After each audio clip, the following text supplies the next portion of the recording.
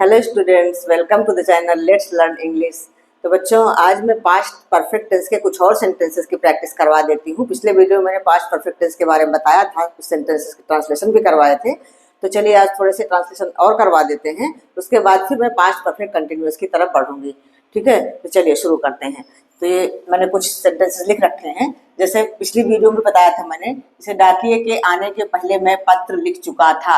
इस तरह के सेंटेंसेस होते हैं, इसमें दो काम प्रयोग होते हैं। तो जो काम पहले हो चुका होता है उसमें हम पास्ट परफेक्ट टेंस मतलब हैड और third form the verb use करते हैं, और जो काम बाद में होता है उसमें हम सिंपल पास्ट का यूज करते हैं। या ऐसा समझ लो कि जहां चुका था लिखा हो उस सेंटेंस के उस हिस्से को हम हैड और थर्ड फॉर्म द वर्ब लगा करके लिखते हैं, उसका ट्रांसलेशन करते हैं। ठीक है, तो चलिए इसका ट्रांसलेशन करते हैं। डाकिए के आने के पहले मैं पत्र लिख चुका था, तो सबसे पहले यहाँ से शुरू होगा, मैं पत्र लिख चुका था।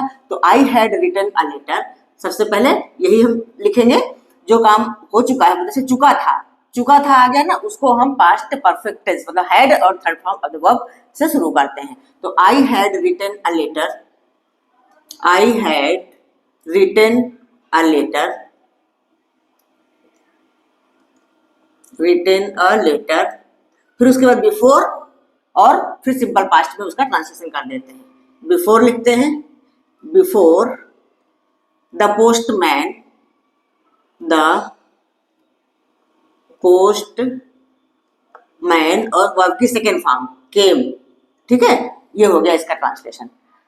तो डाकिए के आने के पहले मैं पत्र लिख चुका था, I had written a letter before the postman came. अब हमारा सेकेंड सेंटेंस है, लोग सूरज उगने के पहले ही एकत्रित हो गए थे। तो अब यहाँ पे लोग एकत्रित हो गए थे, इसका ट्रांसलेशन हम पहले करेंगे। ठीक है, इसका होगा people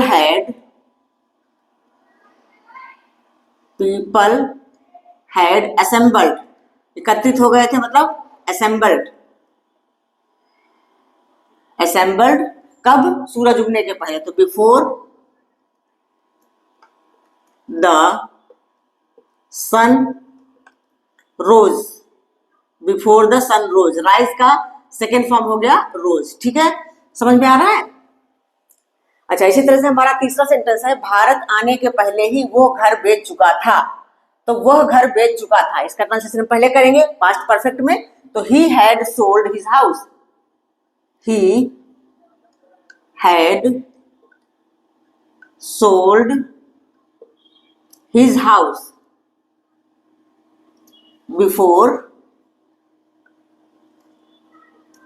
he came to India, before he came to India।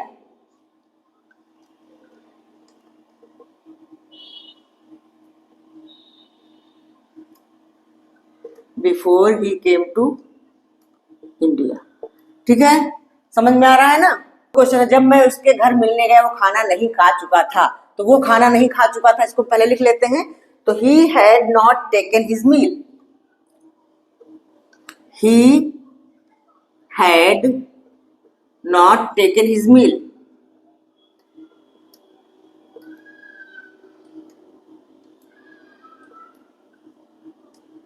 his meal, अब यहाँ पे बिफोर नहीं लगाएंगे, जब मैं, ऐसे लिखा हुआ है, जब मैं उसके घर मिलने गया। तो he had not taken his meal when I called on him।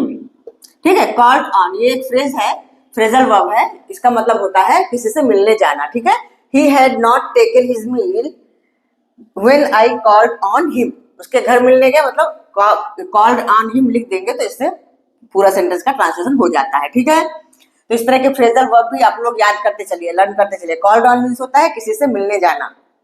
पांचवा सेंटेंस है, वर्षा आरंभ होने से पहले किसान फसल काट चुके थे। तो यहाँ पे किसान फसल काट चुके थे, इसको हम पहले लिखेंगे हैड लगा के थर्ड फॉर्म द वर्ब। तो द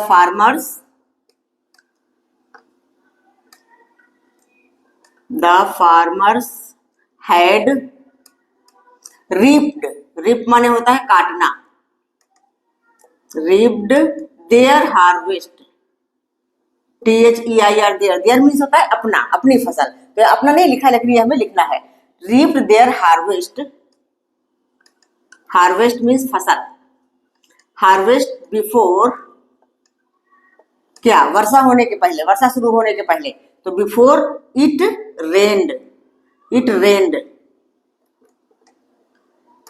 ठीक है, समझ में आ रहा है ना। देखो ये है, ये उस तरह का सेंटेंस नहीं है, इसमें दो सेंटेंसेस नहीं मिले हुए हैं, तो इसको हम सीधा पास्ट परफेक्ट टेंस हैड और वर्ब की थर्ड फॉर्म लगा के करेंगे। सर मैंने ये समाचार पहले ही सुन लिया था, तो I had heard this news already, I had already heard this news, इसका ट्रांसलेशन हो जाएगा आई हैड ऑलरेडी, पहले ही, तो इसमें हम ऑलरेडी लगाएंगे।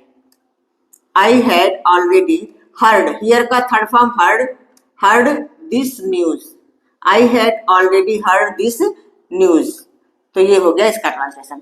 ठीक है बच्चों, क्लियर हुआ? आई होप आप लोगों को समझ में आ गया होगा पास्ट परफेक्ट टेंस के बारे में, तो आई होप आप लोगों को समझ में आया होगा। तो अगर वीडियो अच्छा लगा हो तो लाइक करिए, शेयर करिए और सब्सक्राइब कर लीजिए। फिर मिलती हूँ मैं अगले वीडियो में अगले टेंस के साथ, जो कि हमारा पास्ट परफेक्ट कंटिन्यूअस है। ठीक है, तो तब तक के लिए बाय।